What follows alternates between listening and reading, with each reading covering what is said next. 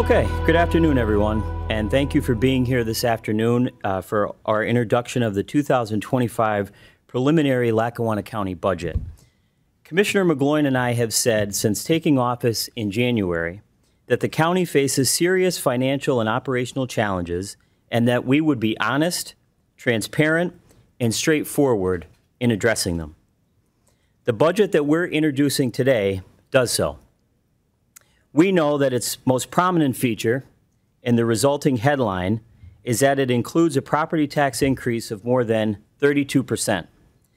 That is the largest general fund increase or increase to fund operations since 2012, when the rate increased by 37.5%. The median assessed value for a residential property in Lackawanna County is $11,000.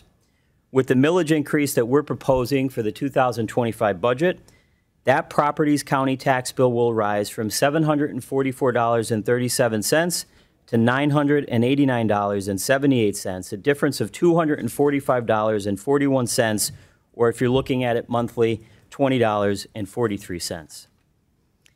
In the interest of maintaining that candor that I just spoke about, this is not a case where we have introduced a large tax increase number only to reduce it using gimmicks and one-time revenue sources before final passage. The deficit identified in this budget is more than $28 million. But when we began the formal budget process a few months ago, it was projected at more than $35 million. We already have achieved substantial savings that we'll identify, which are detailed further in the budget message and in the budget highlights compiled by our Chief Financial Officer, Dave Bolzoni, which are attached to the budgets that you all received. So while the 2024 budget year continues and some adjustments are likely before final passage, there is not likely to be any major change in the bottom line. To understand why this increase is necessary, it's instructive to look at how we got to this point. If the story of how we got here can be told in a single graph, this is it behind me. The general fund real estate tax revenue since 2012 went up by 27%. Our county expenditures since 2012 have gone up by 79%. And as this graph, compiled by our consultant PFM shows, revenue has not grown with expenses, and that is why we are standing here this afternoon in the position that we're in. It's important to note that the first major increase was back in 2012. From 2013 to 2019, taxes were not increased at all. The 2020 budget increase was mostly for the pension, to fund the pension. And the 2024 increase was just not nearly enough. And we believe that that was done just to create the perception that the commissioners were doing something about the problem, but clearly they didn't go far enough. Those revenues are flat because successive administrations refused to raise taxes to keep up with cost. They kept spending, but didn't have the money to pay the bills. Simply put, they played politics, worrying only about getting reelected instead of actually running the county. Let's also not forget the embarrassing political infighting and dysfunction within county government that went on for years that certainly did not help. The previous commissioners did all this despite repeated warnings from their own chief financial officers that their course was unsustainable. Instead of listening to sound financial advice, they decided to play politics, a complete dereliction of duty. They funded budgets by depleting county reserves and falsely treating the county fund balance as current year revenue and more. Those one-time cash infusions funded the budgets in individual years, but did nothing to address the underlying revenue shortfalls. Those shortfalls have accumulated into the $28 million plus systemic deficit that we have inherited and identified and finally have addressed in this budget.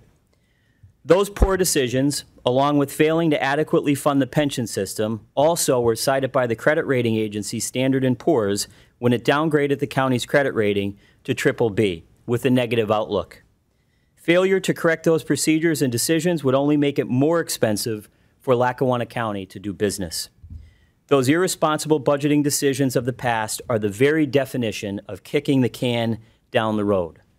Inevitably, just as the CFOs repeatedly warned, that road has turned out to be a dead end. I'm proud to say this afternoon that with this budget, Commissioner McGloin and I are charting a new course for Lackawanna County. Today is the preliminary budget presentation, but we have been working diligently since taking office in January to identify and begin to unravel the systemic financial, organizational, and procedural factors that are the root of the problem. We have acted and will continue to do so, but it's clear that reform will take some time. Some critics suggest that we have spent irresponsibly and have promoted the fiction that we can cut our way out of this problem. But the chief county expense is the personnel costs inherent in providing crucial public services, criminal justice, emergency services, and a wide array of key social services for the county's most vulnerable residents. As this graphic demonstrates, more than 2/3 of county personnel costs fall under those crucial mandated classifications. Yet we carefully examined the budget and discovered that there were 90 full-time, funded, and part-time positions that were vacant. In some cases, they have been vacant for a significant period of time. This budget eliminates those 90 positions, about 8% of total budgeted positions, producing a savings of $2.6 million. Beyond those savings, that constitutes a major governance reform. Going forward, if a position is not filled and specifically accounted for in the budget, it does not exist. That means that departments must justify every new hire to the salary board, and that means far tighter budgetary control in terms of money and operations. Using an analysis by our consultant, PFM, we also included other personnel measures in this budget. First, nearly 350 non-union personnel, mostly in administrative and management positions, will not receive a wage increase in 2025. In recent years, employees in those positions have received automatic 2.5% increases. That wage freeze will save about $400,000. PFM has pointed out that the county's healthcare costs have accelerated much faster than wages, and that the county offers some of the richest and most expensive healthcare benefits among counties and other local governments in Pennsylvania. In 2025, those costs are projected to rise by 9% or $2.8 million. To mitigate those costs, non-union employees will begin to pay new or increased deductibles and copays in 2025. We won't be able to calculate those savings until the end of the impending open enrollment period for healthcare benefits, but they will be significant. Meanwhile, negotiations for a new contract are underway with the Service Employees International Union, or SEIU, and others will take place over the next 3 years. It's also important to point out that we have cut overtime in the Sheriff's Department and prison by $1,250,000.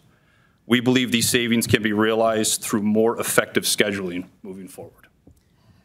Recognizing in January that the 2024 budget that we inherited included 13 months of expenses but only 12 months of revenue, and that it was a symptom of an underlying systemic deficit, we immediately applied and were accepted into the State Strategic Management Program. We hired PFM, who are financial experts, which helped us to navigate 2024 and to devise a strategy to achieve solvency and sustainability for the long term, and that work continues.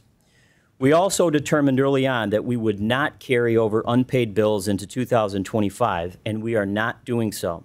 This not only constitutes honest budgeting, but ensures that companies and vendors that do business with the county are paid on time. In May, after months of due diligence, we disbanded the county health department rather than seeking full state certification for it, because it had been established under a false financial premise. We determined that most of the costs would fall to county taxpayers rather than the state government, and concluded that it was unsustainable. That decision will save county taxpayers more than $3 million a year, and it made available some highly qualified personnel who now are helping to revive the struggling Office of Youth and Family Services. We also took steps to improve budgeting and financial performance for the long term. We approved a switch to priority-based budgeting, which will produce a yearly examination of each department's operations and plans and produce budgets based on real-time priorities and needs rather than assumptions based on past practice. Also, we contracted for a cash vest program, which will seek to create a significant new source of reliable revenue by increasing the amount of revenue the county generates from its cash flow. Other reforms are included in the 2025 budget itself. In recent years, the county also failed to fully fund its pension system, sometimes making no contribution at all. Well, while underfunding its operating budget, in its credit rating downgrade this year, S&P cited both practices as major contributing factors. The 2025 budget makes the first in a series of corrective steps. It nearly doubles the contribution from $4.1 million to $7.9 million. The beginning of a plan to incrementally increase contributions to meet the actuarial requirements for funding. We also want to emphasize that as we continue to implement reforms to improve the county's finance and operations, we will continue to invest in programs and projects that make Lackawanna County a great place to live, to work, and to raise a family. For example, we are on schedule to complete the construction of the North Pocono Trail between Elmhurst and Dunmore by next summer. Preliminary work will continue to develop a riverfront park near the county's Electric City Trolley Museum and the Steamtown National Historic Site, restoring a badly contaminated site and providing a great amenity for the growing downtown neighborhood. Our Department of Economic Development and Planning will continue to nurture new and expanding businesses, and we are committed to continuing our partnership with the Greater Scranton Chamber of Commerce to foster technology-based entrepreneurship. And using dedicated funding, the county will continue its commitment to arts and culture, including a world-class mural project, the Winter Market at Courthouse Square, and an array of other projects that foster the arts and enhance our quality of life. In closing, no one takes joy in a significant tax increase, but we hope that the taxpayers of Lackawanna County can take some satisfaction knowing that it is in the context of much broader reform, and that honest budgeting, transparency, and optimism about the future are not mutually exclusive ideas. And with that, we'll take questions from the press. And I believe Dave will as well. So Dave's available as well for any questions. Yeah. Joe? Gentlemen, you mentioned 90 funded but vacant positions that were being eliminated, some of which had been vacant for some time. How is that money being spent previously? Where was that money going? It was budgeted within the department, but it just wasn't being spent since the positions weren't being filled. And when PFM gave their cash flow analysis update, they cited that as a reason that our personnel costs were coming under budget, because there's a whole number of positions that, for whatever reason, were just not being filled. Some of those positions have been vacant for a significant period of time. Other positions have just become vacant within the last few months. Right, but wouldn't that lead to an excess of money in certain departments that have vacant but funded positions? Like, where was that excess? Was there an excess, and how is that being used? But you're budgeting for those dollars to begin with. Oh, I see. And that's the problem. So you're budgeting dollars for positions that are vacant, which really doesn't make a lot of sense, because that's an allocation of dollars within a budget for positions that likely are not going to be filled. This is really more of a best practice. So if you have positions that you're anticipating are going to be filled within that budget year, you want to incorporate them in the budget. But if you have a number of positions within a certain department and those positions are not going to be filled, what the commissioners are doing is really a best practice for county government. You don't want to have to allocate dollars to those positions. It just doesn't make any sense from a budgetary perspective. Horst? That may be true, but you're claiming $2.6 million in savings from eliminating those 90 positions, and you weren't spending that money. So how is that saving? Because they were vacant, so because you weren't spending, so you couldn't have spent. Dave? Well, it's just what I had indicated. From a budgetary perspective, you want to create savings on a current year basis by not allocating dollars in order to cover it. I mean, from what Boris said is correct to some extent, If those dollars are not being spent, then you're creating some savings within that budget. But it's not just the positions themselves. You know, keep in mind that there was also the healthcare commitment as well. So, you know, in this case, it really is a best practice not to fund those positions if in fact they're not going to be filled. Jeff? Gentlemen, you guys also are reducing budgeted overtime in the sheriff's department and in, at the prison by a considerable amount. I think about $1.2 million reduction in budgeted overtime. Can you talk about any actual policy changes in terms of scheduling or staffing or anything that you guys hope to implement to actually achieve that reduced overtime goal? So we already have, for the prison, we already have hired a significant number of additional personnel that we think next year will have an effect on lowering the overtime. With the sheriff is an independent elected official. We've talked with the sheriff at length. Obviously, PFM cited the sheriff's department as a department that I think needs to do a better job at scheduling. And we're hopeful that the sheriff will take their recommendations into consideration. And I think if they work on their scheduling, that we can get the overtime down significantly. And the bottom line is that they the sheriff is an independent elected official, but he represents all the taxpayers in Lackawanna County. We can't spend that type of money on overtime, so something has to give. And one more from me. The prevailing wisdom has always been that modest annual incremental tax increases help avoid a precipitous 33, 37, whatever number increase. When you've foregone those, I know the argument is you're kind of left with no choice, but moving past next year, is the goal of the administration in subsequent years going to be to affect those modest increases on an annual basis as opposed to going years without a tax increase? I think it's, I think everybody in those rooms today wishes they had a crystal ball, Jeff, and obviously we're still in the process of putting forth that 4 to 5 year financial plan that we're talking about, and certainly going to take some time. But let's not forget that we're in this position because of what has come before us. And I think you saw what you're referring to as a modest increase. You saw that a year ago. And Commissioner Gahan stated it perfectly, I think, earlier when he said that was done to essentially create the perception that we're doing what's right. And clearly wasn't the case. The other thing I'll add to that is, just like with people, your own household, you want to be honest about the way that you budget. And if you look at the way the county has been operating because of decisions by past administrations, it's robbing Peter to pay Paul, using gimmicks, using one-time revenue sources. And maybe that makes people feel good in the public, but then we inherit a complete and absolute disaster. And we have no choice but to raise taxes over 30%. The same thing, and I don't, Mr. Bolzoni will agree with me, the same thing happened at the city of Scranton. When I was on council, I even held up a chart, years of no tax increase. Then all of a sudden, new mayor comes in and has to jack it up double digits. I have 5 children, Commissioner McGloin has 2 children, we have household budgets. We do not want to put families in a position where with the sticker shock, where they can't budget for the increase. So we want, to sum it all up, we want to be honest with people. And I think this 2025 budget is a good first step in the right direction. You mentioned, again, kicking the can down the road and went back about a decade or so of what I've seen here in the county with increases.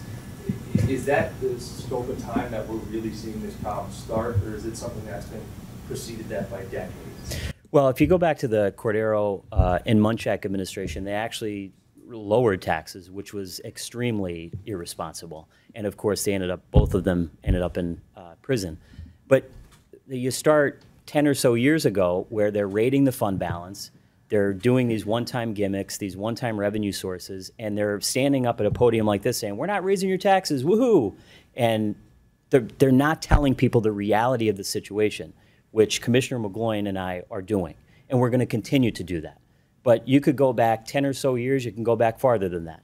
And it's not just limited to county government. It's go back years in city government, like I just cited before. This is the game. You raise taxes in your first year, You don't raise them at all. Hope you get reelected, cross your fingers, and then you raise them in your first year. All we want to do is tell the truth and be honest with people. That's why we're instituting all of these reforms. That's why back in January, when we got in office, we applied to the Strategic Management Planning Program, and that's why we have PFM now, who is our financial advisors and our financial consultants who actually know what they're doing. And I think to really answer your question as well, and we touched on it earlier from 2012 to 23, and Dave, correct me if my numbers are wrong, but I don't believe they are, it was 79% of expenses have gone up from 12 to 23, and within that is 2016 to 2023, where expenses have gone up 65%. So you're really looking, I think, Dave, at that last bulk of those 8 years there to where things really were mismanaged, and just simply out of control, to the point where July would come around and commissioners would just stop paying bills and then balance their budget, carry that over into the new year. And it was just this dark cycle in which how they operated, and from our understanding, completely fine with conducting county government that way. And I said something months ago and still holds true today. This is what happens when you have people prior not accepting the fact that you have a fiduciary responsibility in this role to do what's right. And they simply didn't do that. And it's now fallen onto us. And at the end of the day, we're simply trying to fix the problem for the working families and roughly 220,000 residents here in Lackawanna County. What's a long-term solution now? It's like you noted that the revenues, the property tax revenues, and they're basically your only source of income, have been flat for years now. Is there any hope that that changes, and why would it? Well, the long-term solution is to make county government more efficient, and that is why we went back in January and entered into the Strategic Management Planning Program, hired PFM, and they're currently continuing to conduct a full-scale analysis of every department, every row office, to make sure that they're running as efficiently as possible. So, we're standing up here today, we're being honest that we can't completely cut our way out of this, because if you look at county government in the slide that we showed before, most of the personnel, most of the departments are mandated for crucial services that counties must provide. So we have to find ways in order to become more efficient. And we think we've taken some steps already in order to do that. One of the things that we did early on was enter into the Cash Fest program. How do we move our money around between banks? How can we get the best interest rate? Lycoming County, I think, for example, has realized quite a few $1 million in 1 or 2 years from that. So we're not baking that into the budget because we're not quite sure what that revenue will be, but we're hopeful that things like that, working smarter and not harder, will help produce revenue for the county. But I will say this, the way that county government is set up across the state of Pennsylvania, there's not a ton of tools in our toolbox. We just met the other day with the executive director of the County Commissioners Association of Pennsylvania. Every other county in Pennsylvania faces the same daunting task that we do. We don't have a ton of revenue sources that to pick from, and that's just the reality of the situation. You guys mentioned a figure, $28 million structural deficit. Is that, just to be clear, is that the would-be structural deficit but for this tax increase and these other steps, or is that the structural deficit that remains after the tax increase? No, that's what we inherited, and we have a balanced budget now that we're able to raise that revenue. So it effectively eliminates that $28 million. Correct. Correct. A lot of companies, when they run into a situation like this, they lay off employees. Are any county employees getting into that? We have every option is on the table, but I asked that only because you said that this is pretty much the budget. Right. Well, we're still doing our best along with PFM to analyze every department. So every option is on the table, but we're not announcing layoffs at this point. Anyone else from the media have any questions? Yeah, just one. Why is Commissioner Chermak up there with you? Well, 2 reasons. First of all, this is our budget. Commissioner McGloin and I, this is our administration. We are the majority commissioners. Commissioner Chermak was involved and invited to all the budget hearings that we had with each department. He was invited here today. We are still waiting for Commissioner Chermak and his team, who has met with our CFO, to provide their alternative budget to this. Commissioner Chermak has stated on several occasions that he will not, under any circumstance, raise taxes. So what Commissioner McGloin and I have simply said to him is, That's fine. Show us how you do that. If you're not willing to raise taxes, which we know is the reality, show us how you get around that. And if he can do that, and with all due respect, we would love to see what the alternatives are. So in the past, I know that minority commissioners have presented their own budget. They presented their own budget message. We welcome that. I mean, if he has alternatives to what we are presenting, we would be more than happy to sit down and look at them and possibly incorporate them into our budget.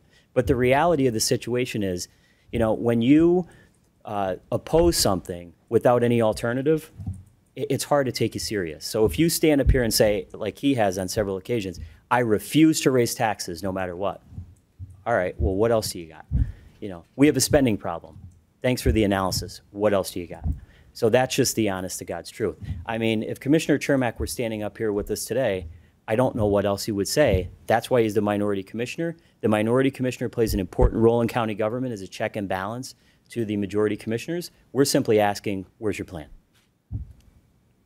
And just to add on that, Boris, just really quick, I'm not going to mention, you know, anything that anybody else has done or has not done. But what I will tell you is that, you know, myself, Commissioner Gahan, you know, Mary Jo, Dave Balzoni, Brian Jeffers, Tracy Hart, our entire administration that work day in and day out to really do all we can to do what is right and put forth a well put together preliminary budget, worked extremely hard to get to this point to where we're at today. You know, so that's really all I'll say on that moving forward. Anyone else? Any other questions from the media? Any concerns about re-election after this? Well, look, no. And we actually talked about this morning. We're not worried about re-election. First of all, if we were even to run, that's 3.5 years away. And secondly, if you're governing because you're worried about re-election, that's how you end up standing up here announcing a 30+% tax increase. And that is inherently the problem with Lackawanna County government at its core. We're worried about how to get to the next election. How do I get reelected? How do I make people believe that everything's fine? We have a fund balance of X amount. Great, but everything is so misleading. So we're not worried about reelection. We're worried about simply doing the right thing. And I you know, respectfully, of course, Joe, I don't agree with that question or think it's fair in this situation, to be honest with you. But I think what you have compared to what we had at one point in time are individuals that want to do the job, that don't necessarily need to do the job. Following up on that, is there any concern about potential hits to morale, foregoing a pay hike for non-union employees, raising their health care contributions, understanding, of course, that those are the recommendations from your financial consultant? Well, we're hopeful that the employees of Lackawanna County understand the position that we're in.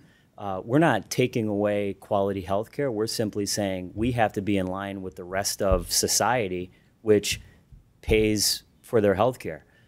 When we sat down with our health care consultant, she reported to us, along with our HR director, that we have one of the richest health care plans in the entire state. You saw the slides today. We can't afford it.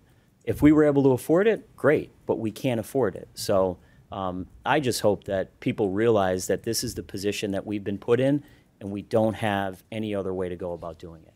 You know, you can't provide things that you can't afford. Anyone else? Okay, thank you, everyone. Have a nice day.